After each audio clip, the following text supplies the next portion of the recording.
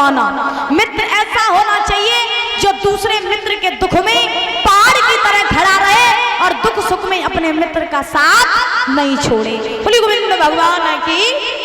आज महाराज सुदामा ने जब उन जनों को सेवा, दोनों बालक आश्रम में आए, आकर के दोनों बालकों की महाराज शिक्षा पूरी हुई। पूरी होने के बाद में इधर सुदामा शिक्षा पूरी करके अपने घर चले गए। भगवान कन्हैया शिक्षा पूरी करके महाराज अपने धाम चले गए। भगवान कन्हैया तो द्वारका के राजा बन गए। सुदामा जब अपने धाम को गई, उन्होंने सुशीला नाम की कन्या के साथ में विवाह किया। विवाह करके महाराज घर आए।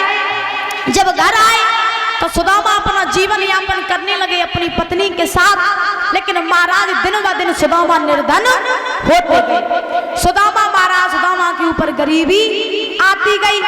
गरीबी यहाँ तक आई कि सुदामा महाराज भीख मांगने के लिए द्वार द्वार जाने लगे। तो टाइम लगे। जब भीख मांगने के लिए जाने लगे तो महाराज दिन भर बेचारे जाते, भीख मांगते, दाता दाता चिल्लाते। क्या दशा है सुदामा की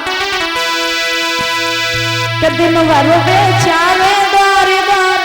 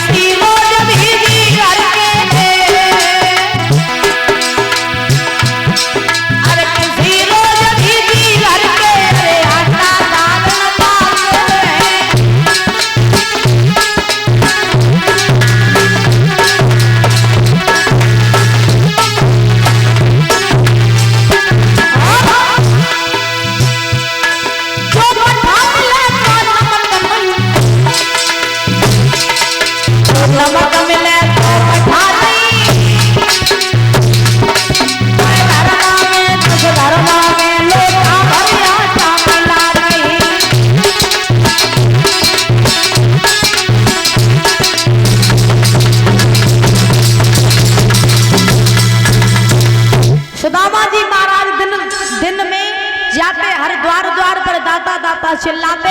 जो सज्जन होते वो सुदामा को भिक्षा दे देते, लेकिन जो दुर्जन होते वो सुदामा को धक्के मार करके भगा देते। एक बार सुदामा जी अपनी पत्नी सुशीला के पास में पहुंचे। जब पत्नी सुशीला के पास में पहुंचे तो सुशीला ने सुदामा से कहा, प्रभु जब बताओ, एक बात मेरे समझ में नहीं आती है। तो सुदामा जी बोले, कौन सी? तो सुशीला बोली, प्रभु जब बताओ कि आप तो भगवान के इतने बड़े भक्त हो, फिर भी भगवान आपके ऊपर इतनी गरीबी क्यों दिए हुए हैं? क्या कारण है? तो महाराज जो सुशीला ने इतने वचन कहे तो सुदामा की आंखों में आंसू आ गए और सुदामा ने रो करके जवाब दिया, सुशीला क्या बताएं, हमारे ऊपर गरीबी इसलिए आ गई क्योंकि मैंने एक बार श्रापित चनों को चब लिया था। उन चनों को श्राप लगा था कि जो कोई भी चने चबेगा वो निर्धन हो जाएगा। इसीलिए सुशीला मैंने उन चनों को चब लिया तो मेरे ऊपर गरीबी आ गई, और वो भी मैंने कन्हैया को बचाने के लिए चनों को चबा था। जो सुशीला ने अपने वचन सुने सुदामा के, तो सुशीला कहने लगी, प्रभु अगर आपने कन्हैया को बचाने के लिए चनों को चबा था तो फिर आप कन्हैया की शरण में जाते क्यों नहीं हैं?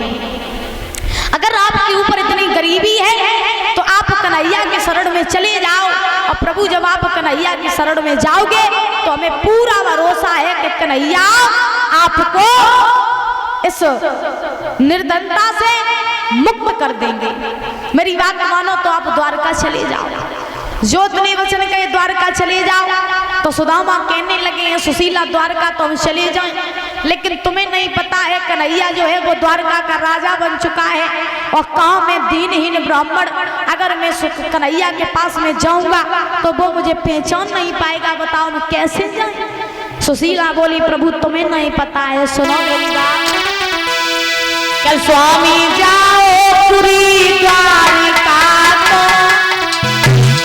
और इस नगर में गुजारा नहीं है।